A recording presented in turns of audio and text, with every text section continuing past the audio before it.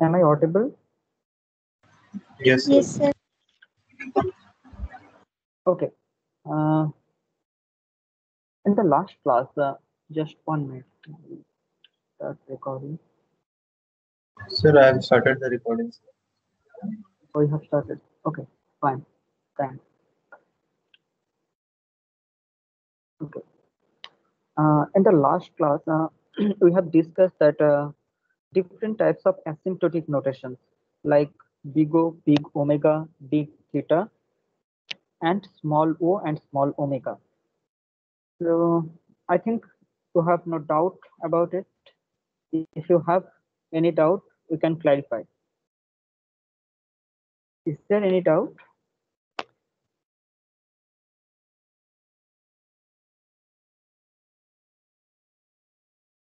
No, sir. Okay, okay, fine. So today we will discuss.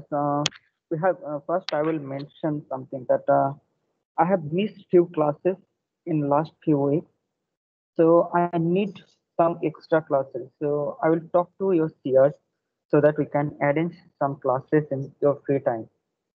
Okay. And one more thing that during laboratory sessions, I will take theory classes for most of the time, and the assignments will be given. We will discuss assignments in laboratory sessions, and the assignments which will be provided to you, you have to work on it and you have to upload it. Okay, that will be evaluated later on. Sometimes you will ask um, some of your some of the class members to show your screen so that you can share your screen and you can just analyze that whatever you have written, whether it's working properly to understand your, I want to know your understanding about the problem. Okay, so in laboratory sessions, most of the time I will take theory classes because that's the time which we can utilize. Okay, okay. So I'm going back to our topic. So we have discussed different types of asymptotic notations for very simple functions. Now there are some other functions where complexity analysis is a little bit difficult. It cannot be done in very simple way. Okay, like in this example here, so for resolving this type of functions and to analyze the complexity of this type of functions, we use Master's theorem. Okay, so how, for what kind of function this Master's theorem will be applied, we have to understand it, and we have to also understand that that what will be the complexity for different cases in if we apply Master's theorem. So generally, if a function is provided, like in this slide, I have shown that if a function is Tn, okay, so if this function Tn can be represented in this way, that a dot t of n by b plus fn, okay, so here Tn is considered as monotonically increasing function, which satisfies this property. So Tn equals to A into T of n by b plus Fn. We will discuss with some examples that what kind of functions will be can be mapped with this and what will be their complexity.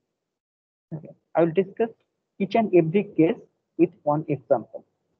So if a function, a recursive function like this one is given, or the value of A must be greater than equals to 1, value of B must be greater than equals to 2, and the constant value C, A, B both are constant, C is also a constant value.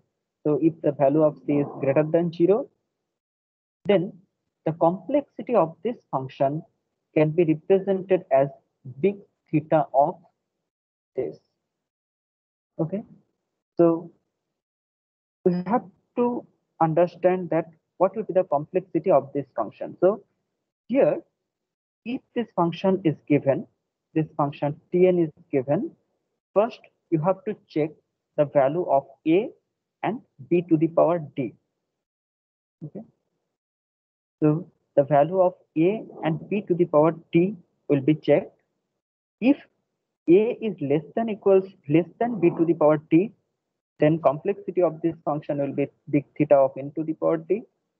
If it's equals with b to the power t, then it will be n to the power t log n. And if it's greater than b to the power t, then it will be n to the power log a base b. Okay. So according to Master's theorem, if a monotonically increasing function is provided, and if the relationship between a and b is like any of this case, we can directly say that the complexity of this function will be big theta of this. Okay, so I am coming to our example. Let us, I will come to this section later. Okay. Let me just wait. Some previous notes are there, so I'll remove it.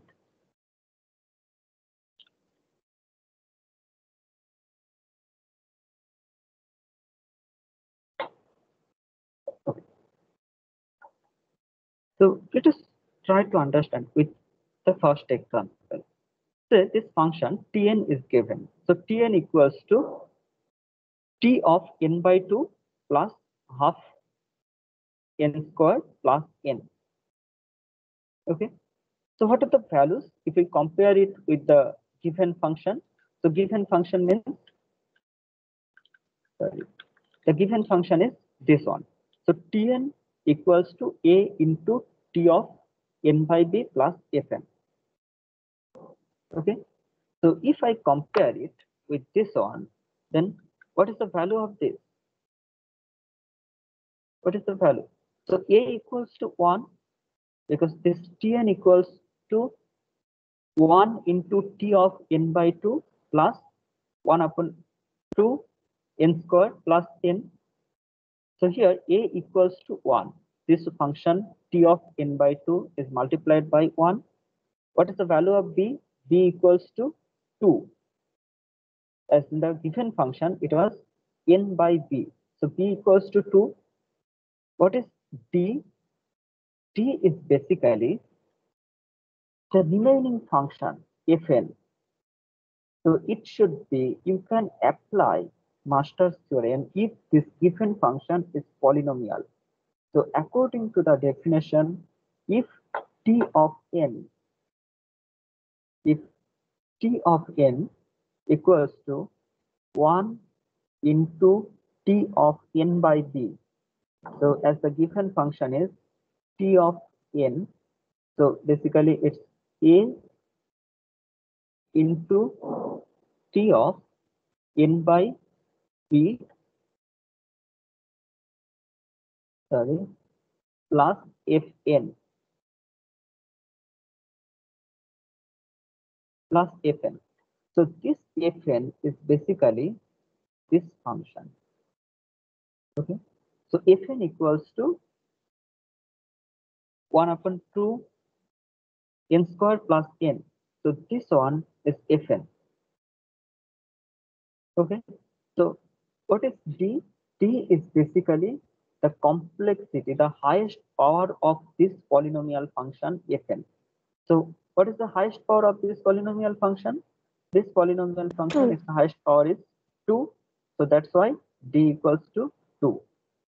So we have understood that a equals to 1, b equals to 2, d is also 2. Okay. So if this recursive function is given, what will be the complexity? So which case it will satisfy? Can we remember the cases? Otherwise, I will write the cases here. The case is a is less than equals to b to the power t.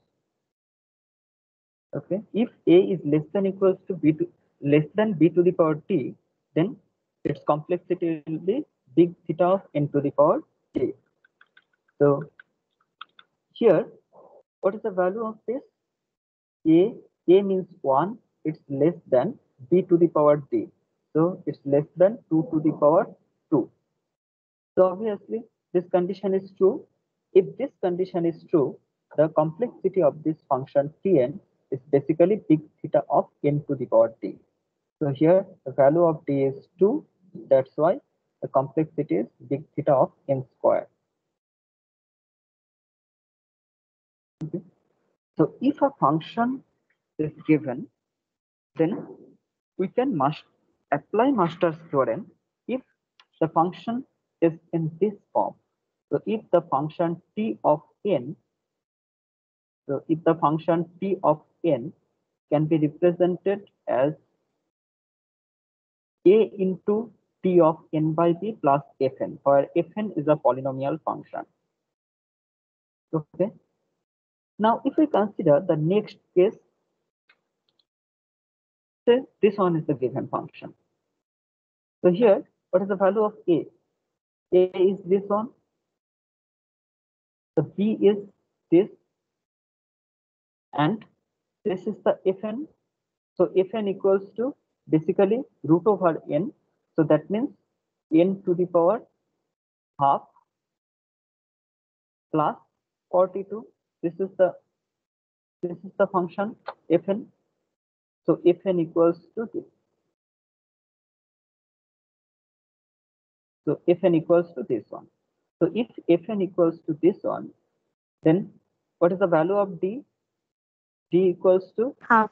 the highest power. So this value is half. Now, if we check this relationship between a and b to the power t, so a equals to 2 and b to the power d. So b to the power d means 4 to the power half. So second condition will be satisfied. So if the second condition is being satisfied, the complexity of this function will be big theta of n to the power t log n. So big theta of n to the power d. So n to the power d means here d equals to half. So we can represent as this one, root over n. So n to the power d is root over n, and this one is log n.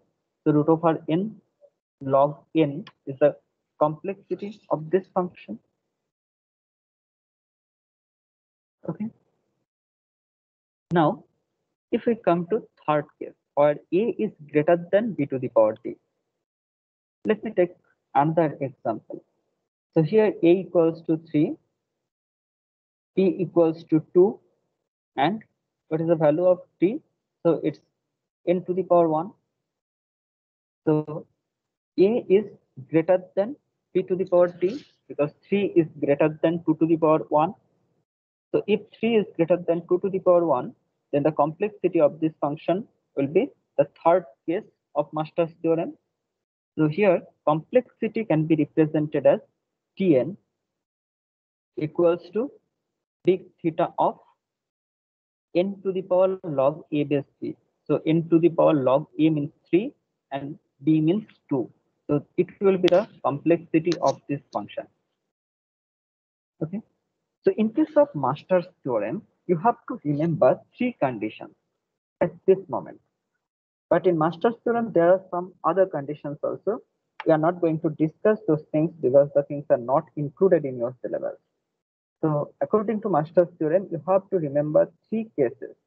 One is if a function is given and this function is monotonically increasing function, or fn is a polynomial function. So this part, fn must be a polynomial. Okay, so this one is being considered as fn. So if this function is given, you have to check the relationship between a and b to the power d. Okay. Now, if a is greater than b to the power t, then first condition will be satisfied. Sorry, if a is less than b to the power t, first condition will be satisfied. So you have to represent it as complexity as big theta of n to the power t. If a is equals with b to the power t, second case will be taken, and if a is greater than b to the power t, then this third case will be taken. Okay, so this is the way how we can represent complexity of a function. We can analyze complexity of a function using Master's theorem. remember that Master's theorem cannot be applied everywhere. Okay, so the condition is it should be monotonically increasing function. So we can't apply Master's theorem in these cases, like this one. So if a function is given which is not a monotonic function, like sine of x or cos of x, so these types of functions are not monotonically increasing functions. So we can't apply Master's theorem here. If fn is not a polynomial, like if fn equals to this, so it's not a polynomial function. This one is not a polynomial function. This one is exponential function. We can't apply Master's theorem. Okay. So these are the things. If a function is given which can be represented like this, then we can apply Master's theorem to get the complexity of this given function. Okay. So these are the conditions. Based on that, based on the different cases, we can directly represent the complexity of this function Tn like this. Okay. Any doubt in this part?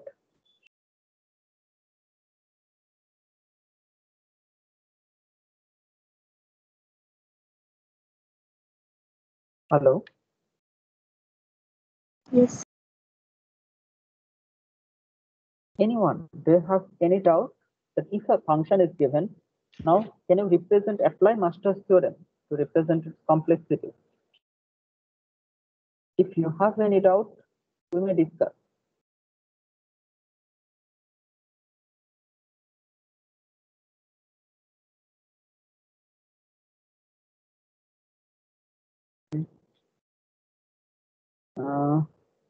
So I don't want to go through this complexity analysis in much detail. That will be sufficient for you. So these are the cases, and we can represent complexity. So fourth condition, I'm not going to discuss this fourth condition. Generally, this is not included in your syllabus. Okay, so I'm moving to the next part of the syllabus. And again, I will not discuss the things in detail because you have already learned it in data structure and algorithm class. Divide and conquer technique. Okay, before going to the details of divide and conquer technique, first we have to know at least that what are the different techniques we use when we are designing any algorithm. There are many techniques. Okay, so sometimes you have used some greedy approach, sometimes you have used divide and conquer technique to solve some problem. So when we are designing an algorithm, then based on some criteria, this algorithm can be categorized as different. We can categorize them using this type of classes like divide and conquer, dynamic programming. Sometimes we solve some problem using greedy approach. Sometimes it's very difficult to solve a problem using polynomial time algorithm. So we need some other techniques. Okay, so there are different types of problems. So we can solve the problems in different ways. So in design analysis of algorithm, we have different designing techniques or principles. One approach is this divide and conquer approach. The best example you have learned in divide and conquer approach is merge sort and quick sort. You have learned these two types of sorting techniques which belongs to this design and conquer approach. So generally both of these algorithms follows the principles of design and conquer technique. Okay, and coming to that, Okay. This is the algorithm you have learned for master. Okay. So how it works, you are already familiar with this sorting technique. So why it's divide and conquer?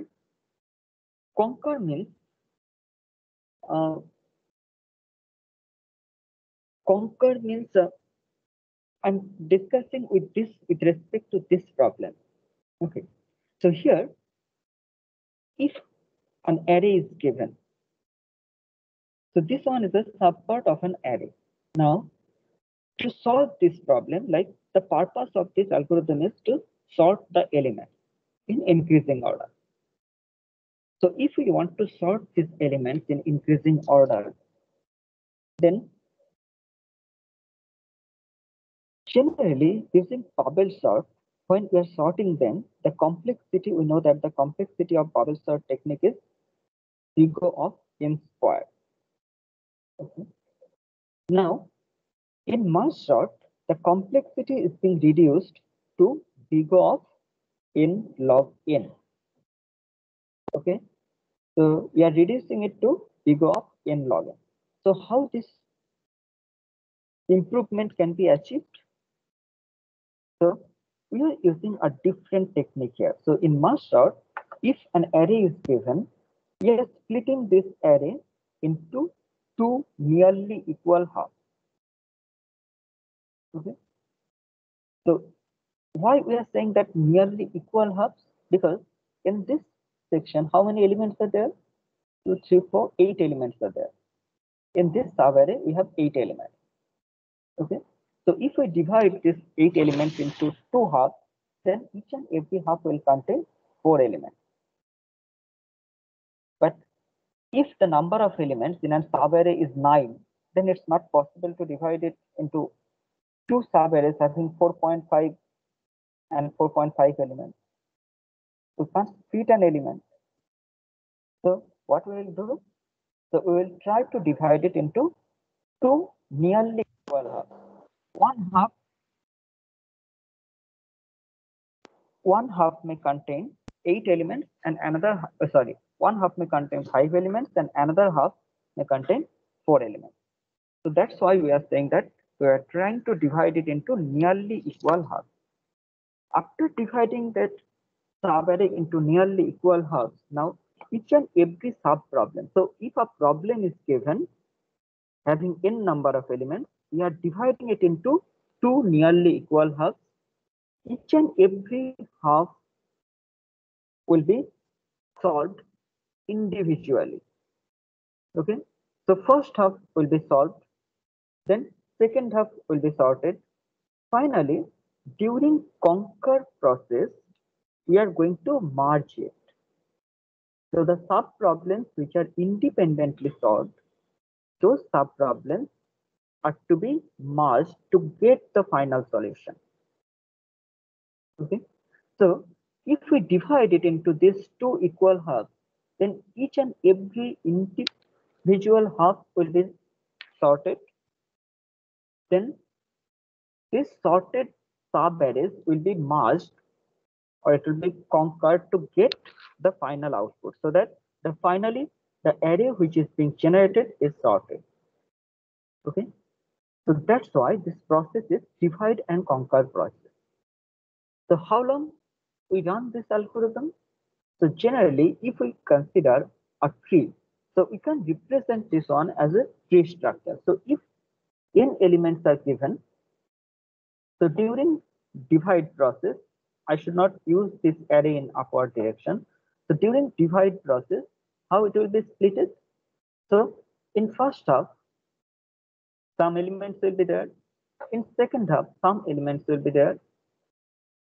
So in this way, we will split the element. And here we have shown the merging process. Okay. So how long we will split this array? Until it reaches to unit element. Okay. So until a subarray contains only one element which cannot be splitted anymore. So that number of level you have to split the array. Now, when we have got these splitted elements. Now we are going to merge them.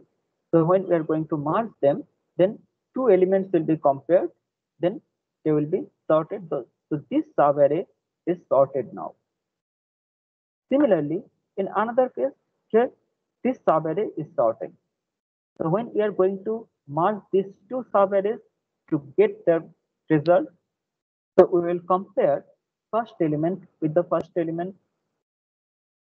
Okay, so we can use two different index I here and index j here, and we are going to merge it. So finally, in this way, we will merge the subarrays, and at the end of this algorithm, we will get a sorted list. So this is the process you have already learned in data structure class. So this technique is basically a divide and conquer technique. Now, from this graphical representation, what will be the complexity of this algorithm? We don't need Master's theorem here. We can directly analyze the problem and we can say that this is the complexity of this algorithm. So why it's n log n?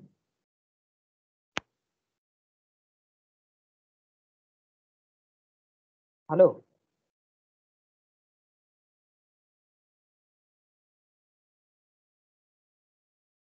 The question. Sir, as each time is the array is divided into two subparts, the subarray. So that's why each time of a log n base 2 times it is actually executed, and that's why n log n base 2. Okay. So if we consider a tree structure when we are splitting this array, what will be the height of this tree?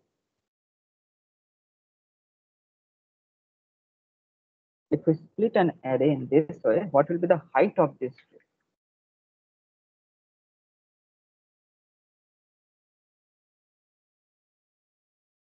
Sir, log base 2n. Log base. So log n base 2. Okay. Let me try to explain that. If we consider we have n elements in this array. So in every sub array, how many elements will be there? It will be approximately n by 2. So in one half, it will be n by 2 ceiling value, and in another half, it will be n by 2 its floor value. Okay, but we can just approximate it that the number of elements in every subarray is approximately n by 2. Now here, how many elements are there? N by 4, and here it will be n by 8 in every subarray. Okay, so this one is basically, we can represent it this just n by 2 to the power 1. It's n by 2 to the power 1. Here it's basically n by 2 to the power 2, and here it's n by 2 to the power 3. Okay, so this is n by 2 to the power 3 in this way. So if we split it, what will be the height of this tree? So when we are splitting this array, then in second level, in first level of split, we are getting n by 2 to the power 1. In second level of split, each and every subarray will contain n by 2 to the power 2. So here height is 2. So in third level, it will be n by 2 to the power 3. So height is 3. Okay. So if we consider this, then if we split an given array up to level h, which will be the height of this tree. So what will be the, when you will terminate? In the last level, in the last level, how many elements will be there in a subarray? It will be only one. N by 2 to the power h, sir. So n by 2 to the power h. So n by 2 to the power h, when it will reach 1, then we will terminate. So what would be the relationship between n and h? So here h will be 2 to the power h equals to n. So h equals to log n. Sir, log n base 2. Yeah, so it will be log n base 2, as it's a binary splitting. So it will be log n base 2. So height of this tree is log n. Okay. Now you have to understand that during merge operation, how many comparisons you have to perform in worst case scenario? If it's a worst case scenario, then how many comparisons you have to perform? Just like that. If I want to merge these two subarrays, how many comparisons you have to perform? Ma'am, sir, 3. So first one will be compared with this. Then later on, this 2 will be placed here. So now 4 will, this one will be compared. Okay. So basically here in worst case scenario, here n by 2 number of comparisons may be required. Here the value is less than n by 2, but in worst case scenario, it may be n by 2 number of comparisons. In the right hand side, again, in worst case scenario, it may require n by 2 number of comparisons. So as a whole, in one level, how many comparisons are required? In worst case scenario, it may be n number of comparisons. So in every level, so similarly here, when we are going to merge these two subarrays, in worst case scenario, so one element will be compared with this one. So for n number of elements,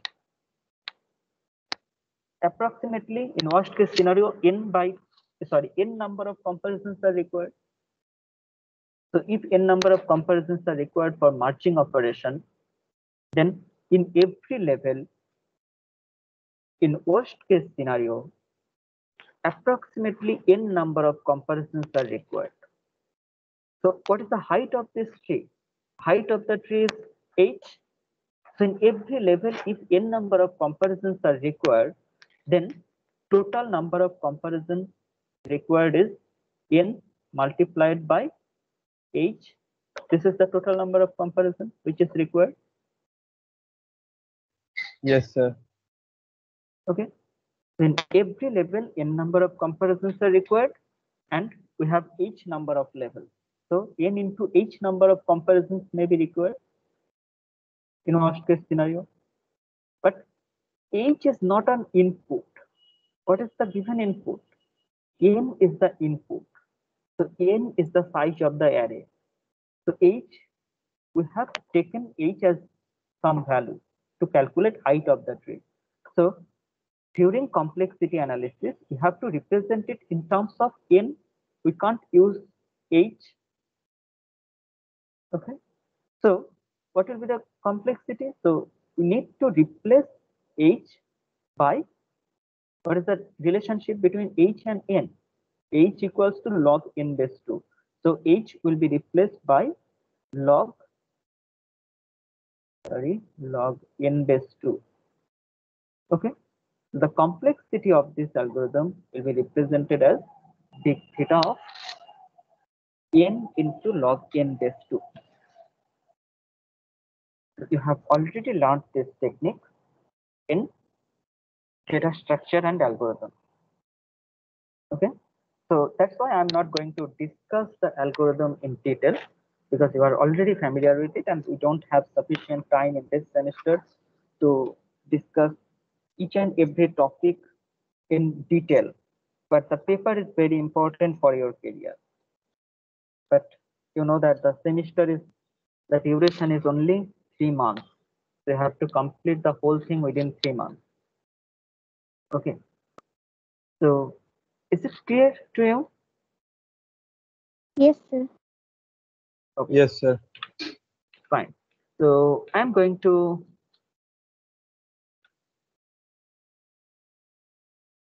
okay. So this is the structure, which is I have taken this graph from Codman. Okay, so you can go through that book. The algorithm is discussed in detail there. Okay, so this is the representation how master works.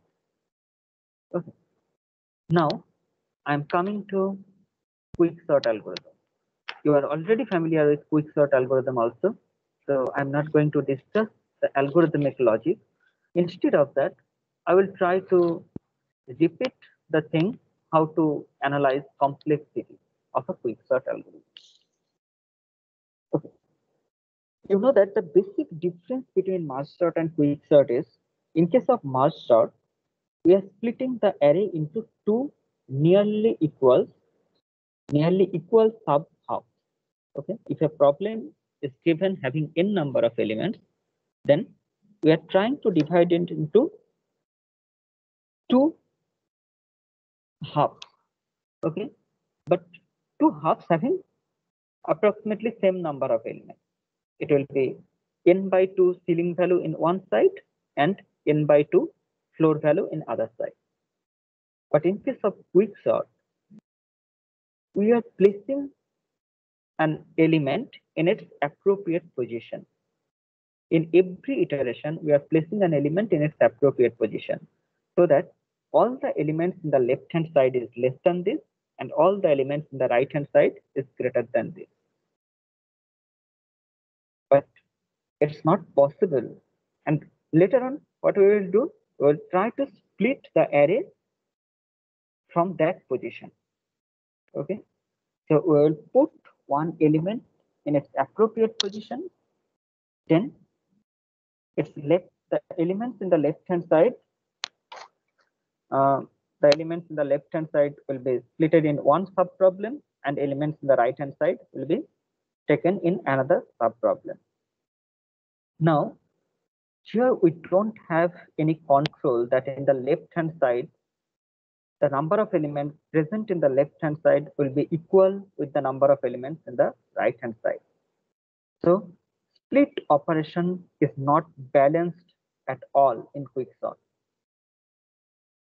And if the elements are sorted, then it will create a worst case scenario. Okay, so splitting operation in quicksort is not balanced.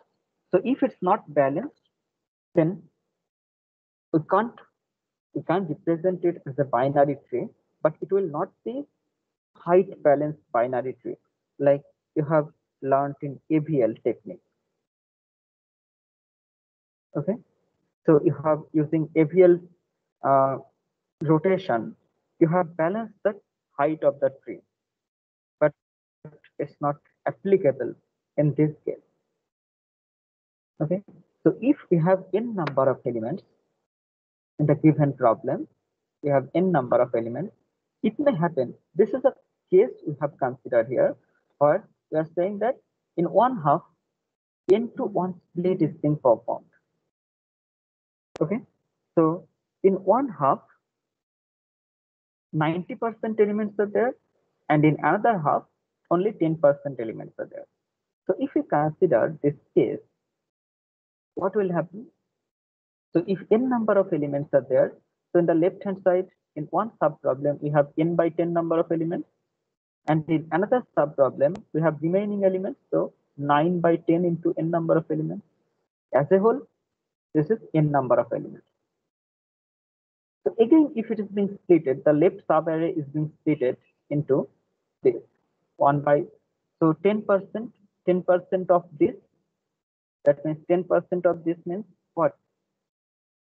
1 by 10 into 1 by 10 n.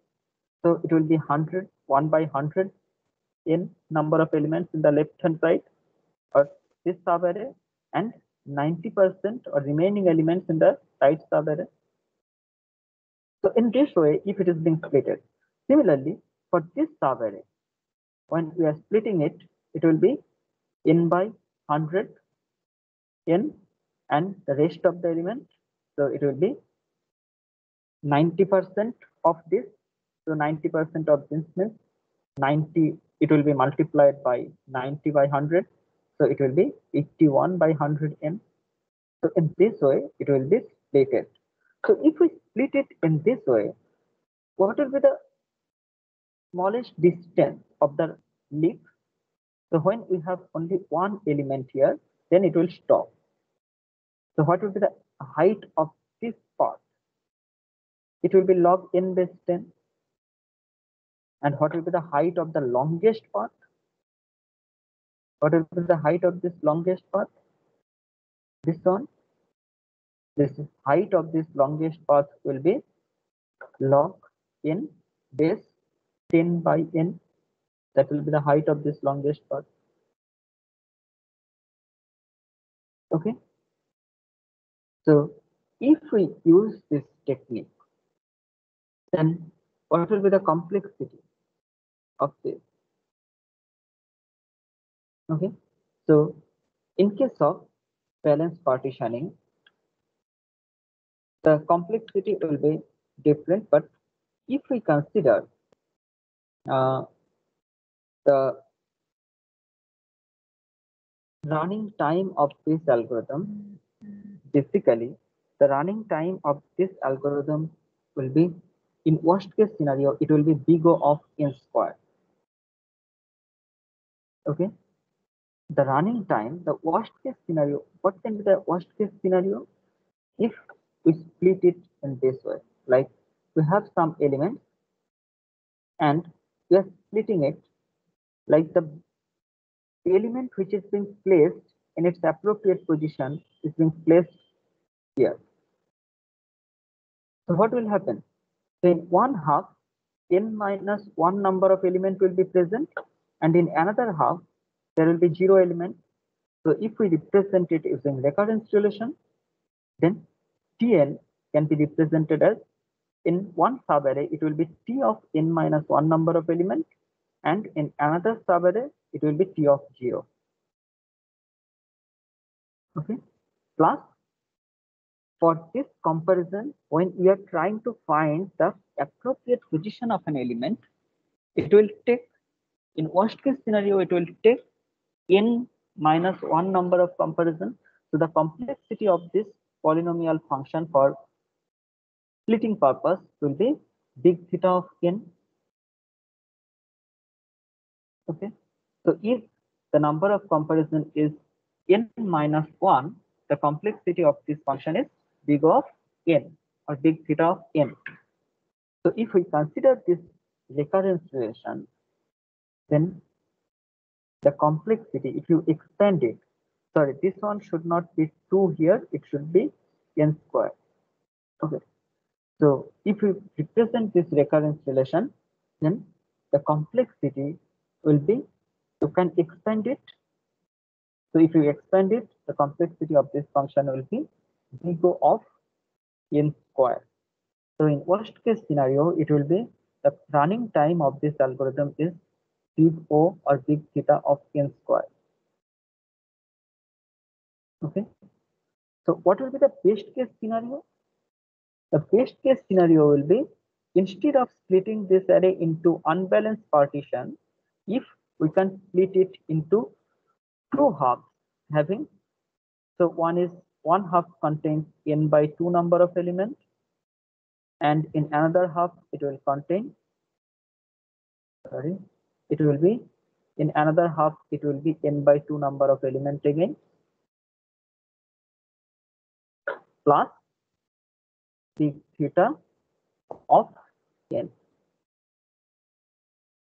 Okay, so if this is the best case scenario, so when we can split this array into two equal halves, so if the elements which are given during execution of this program, during the sorting process, if the elements can be split into equal halves, then it will be the best case scenario. In that case, if we compare it with the runtime complexity with merge sort, then time complexity of this algorithm will be equivalent to the time complexity of merge sort algorithm. Okay, so in that case, it will be, in best case, it will be big theta of n log n. Okay, is it clear now? Yes, sir. Yes, sir. Okay, I will discuss heap later. Today it's not possible. Discuss heap. Okay, just I will start with one topic and it will be continued in the next class. Okay, and your exam will be taken within this week for CA1.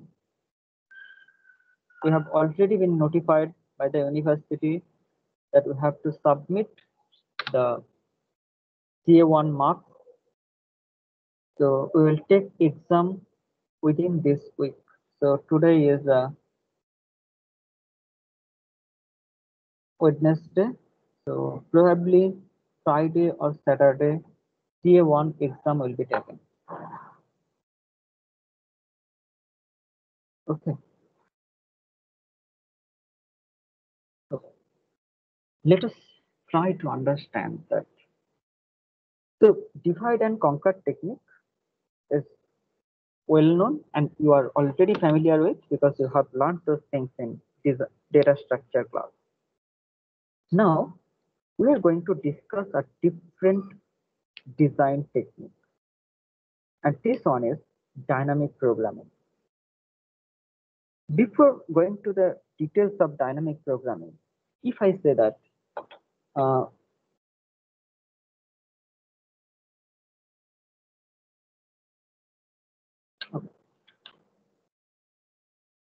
I want to mention something. Oh, it's not. I want to tell you something like, if I say that what is the value of this factorial 5?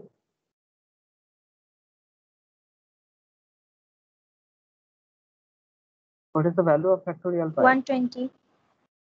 120. 120, sir. Okay. What is the value of factorial 7?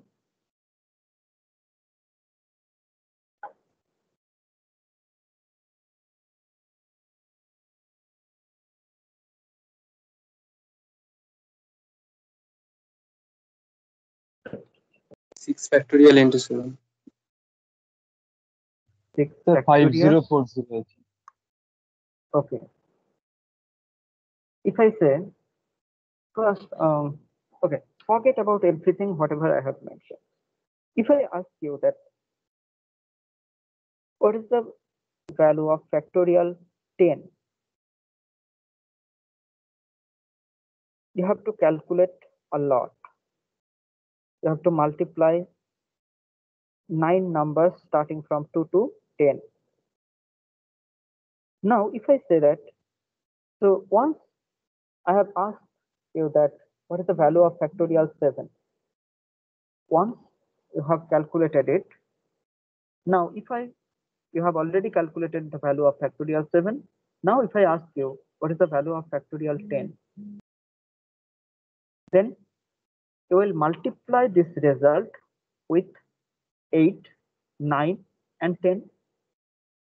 It will reduce your time, isn't?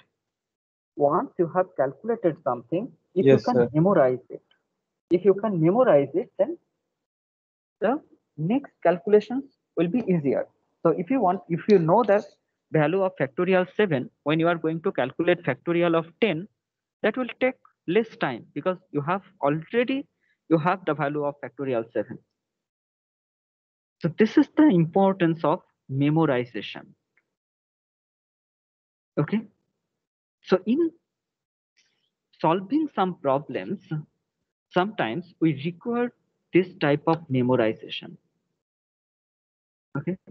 We know different data structures like array, linked list, heaps, hash, lots of data structures you have learned. Now, if we can apply the thing in this way, that once we have calculated or solved a sub problem, if we can memorize the result of the sub problem and we can use it in future, then it will be beneficial.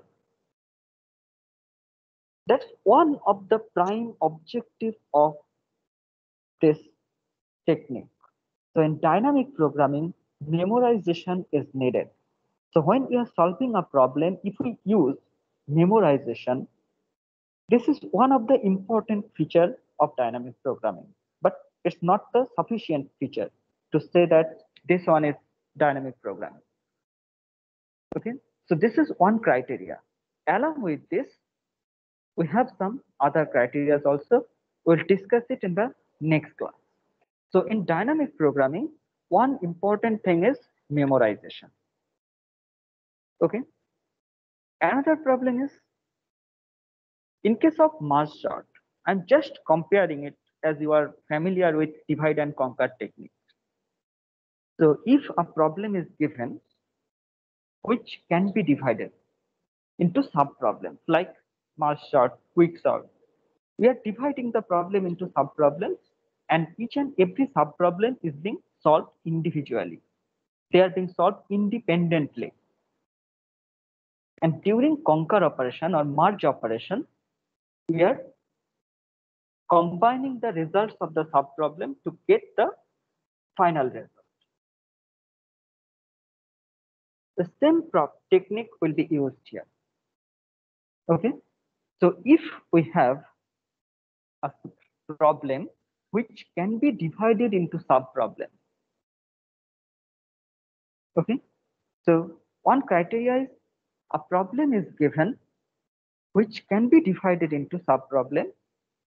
Then this sub-problems can be solved independently, and again the results of the sub-problem can be used to get the final result.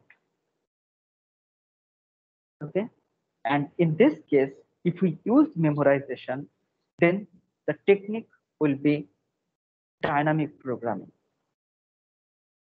Okay, I will discuss this technique in the next class. Okay, so next class means during lab session, I will take this class. So at that time, I will start with this dynamic programming, and we'll discuss 2 or 3 dynamic programming techniques in that class. Okay, just before concluding it, I want to mention one thing here. Okay, just if I say that 2 matrices are given. Okay, 2 matrices are given, you have to multiply them. Like one matrix is M1. M1 is one matrix and its dimension is P dot Q. This is the dimension of this matrix. And another matrix is M2. Its dimension is Q dot R. Okay. So if these 2 matrices are given, then we can multiply it as these dimensions are same. So if we can multiply it, how much time it will take for this multiplication? You can calculate. You have written the program of matrix multiplication. So you know how much time is required. Okay. So that can be calculated. Now, if I give you n number of matrices, then I will show you that if we have n number of matrices, then multiplication, before performing multiplication, we need to analyze that in which order they are to be multiplied. Okay, because it will affect the performance of the system, of our algorithm. So if we multiply the matrices randomly, then it may take huge time. You may get some optimal result, but sometimes it may take some huge time. So that can be reduced. So in dynamic programming, one algorithm will be discussed. and this algorithm is matrix chain multiplication. The purpose of matrix chain multiplication is not to multiply the matrices, but the purpose is basically to find the sequence in which order they are to be multiplied. Okay. So using this technique, we are not going to multiply the matrices and get the result. Instead of that, we are trying to find the sequence that if we multiply the matrices in this order, then we can get the result in shortest time. Okay. So to solve this problem, we will apply some technique, and this technique belongs to dynamic programming. But the similarity between dynamic programming and divide and conquer technique is in both of these cases, we are splitting the problem into sub-problems. Each and every sub-problem is being solved independently.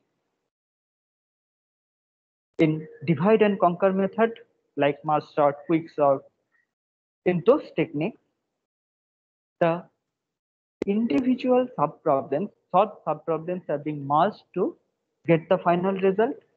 In dynamic programming, again, we are using the same technique. Sub-problems are being solved independently to get the final result.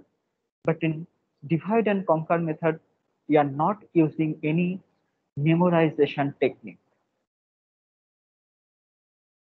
Okay. But here in dynamic programming, we will use memorization. Once a sub-problem is solved, then the result of this sub-problem will be memorized. If it is required in future, then it will be solved. Sorry, it will be used to solve the problem. Just as I have mentioned with the simplest example that if I want to calculate factorial 7, I can use the result of factorial 5 as we have already calculated it. So once you have calculated the result for factorial 7, you can reuse it when you are calculating the value of factorial 10. Okay. Okay, so we are going out of time. We have 4 minutes left. So then next during lab session, the theory will be discussed. Okay. Okay, fine. Thank you. Sir বলছি PPT গুলো একটু share করে দেবেন, মানে reference কিছু। হ্যাঁ, আমি share করে দেবো। I'll share. I will upload it in Moodle. Okay. Okay sir. Okay.